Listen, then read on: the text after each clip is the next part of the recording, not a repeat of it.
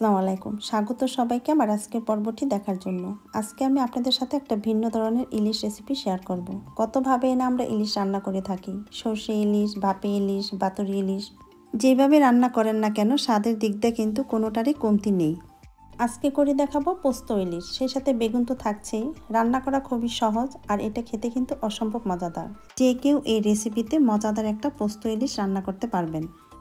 আশা করছি আপনাদের ভালো লাগবে। যদি ভিডিওটি ভালো লাগে লাইক, শেয়ার, কমেন্টস করবেন। চলুন তাহলে শুরু করা যাক।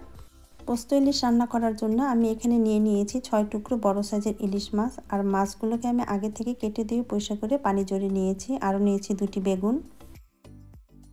প্রথমে আমি মাছগুলোকে ম্যারিনেট করব, তাই এর মধ্যে দিয়ে দিচ্ছি স্বাদমতো লবণ এবং সেই সাথে দিয়ে দিচ্ছি সামান্য পরিমাণের হলুদ মরিচের গুঁড়া।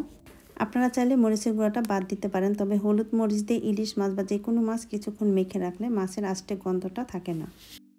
তারপরে মাছগুলোকে মশলার সাথে হাত দিয়ে ঘষে চারপাশ দিয়ে মেখে নিতে হবে। আর এইভাবে মাছগুলো মেখে নেওয়ার পর আমি এটাকে 10 থেকে 15 মিনিটের মতো একটু ম্যারিনেট করে রাখবো। মাছগুলো মাখা হয়ে গিয়েছে, এটাকে আমি রেখে দেব 10 মিনিটের জন্য। এবার বেগুনগুলোকে আমি পরিমাণ মতন লবণ দিয়ে মেখে নিচ্ছি। এইখানে আর আমি কোনো হলুদ মরিচ অ্যাড করব না, মেখে রেখে দিব কিছুক্ষণের জন্য। 10 মিনিট পর একটি প্যানে পরিমাণ মতন তেল দিয়ে নিচ্ছি। এবার মাছের টুকরোগুলো দিয়ে প্রতি পাশ প্রায় আনুমানিক 1 থেকে 1.5 মিনিট করে ভেজে নিব। আর মাছগুলোকে কিন্তু বেশি ভেজে নেওয়ার দরকার নেই।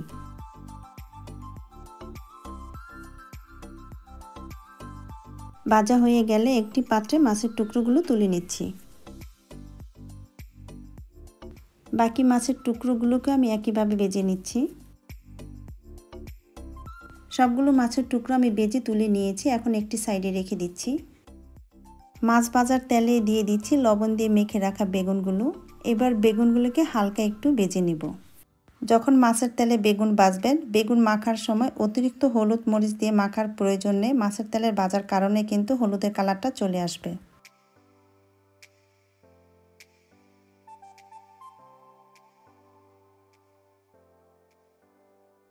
বেগুনগুলোকে হালকা কিছুটা ভেজে নেওয়ার পর এখন তুলে নিচ্ছি। মাছ রান্না করার জন্য একই প্যানে দিয়ে নিচ্ছি পরিমাণ মতন তেল, তবে আপনারা চাইলে অন্য প্যানেও রান্না করতে পারবেন। এবার দিয়ে দিব 1 কাপ পেঁয়াজ কুচি। পেঁয়াজটা হালকা একটু নরম হওয়া পর্যন্ত ভেজে নিতে হবে।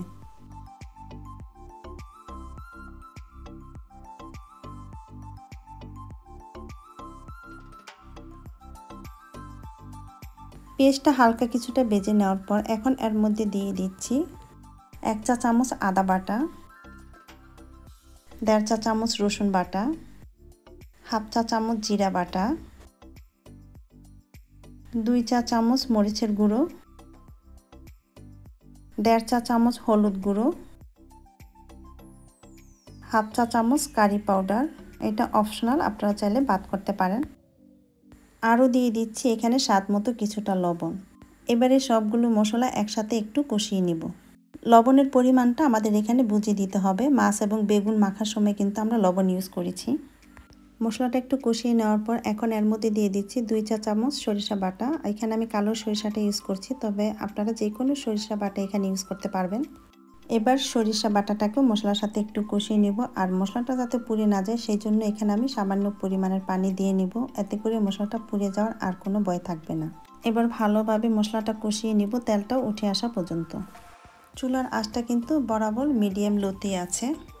মশলাগুলো ভালোভাবে কষিয়ে নেওয়ার পরে এখন এর মধ্যে দিয়ে দিচ্ছি পোস্ত বাটা 3 টেবিল চামচের মতন। এবার এটাকেও মশলার সাথে ভালোভাবে কিছুক্ষণ কষিয়ে নেব।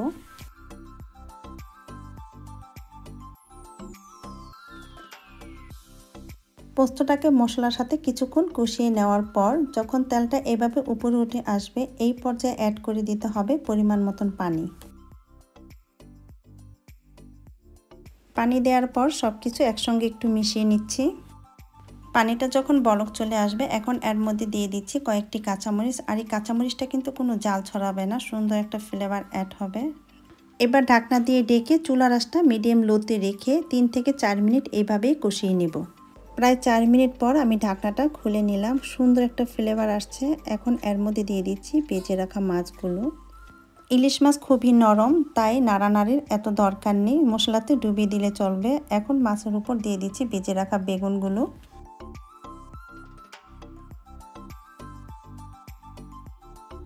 দিয়ে দিচ্ছি পরিমাণ মতন পানি। ইলিশ মাছে যে কোনো রান্না করতেই কিন্তু খুব কম সময় লাগে, খুব অল্পতেই সিদ্ধ হয়ে যায়, বাদবাকি আয়োজন করতে যা সময় লাগে।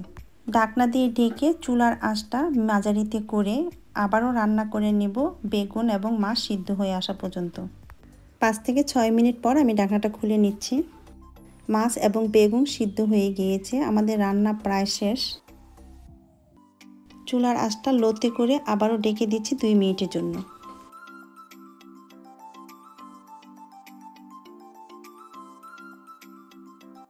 2 মিনিট পর আমি চুলাটা বন্ধ করে দিচ্ছি, আমাদের রান্নাটা হয়ে গিয়েছে।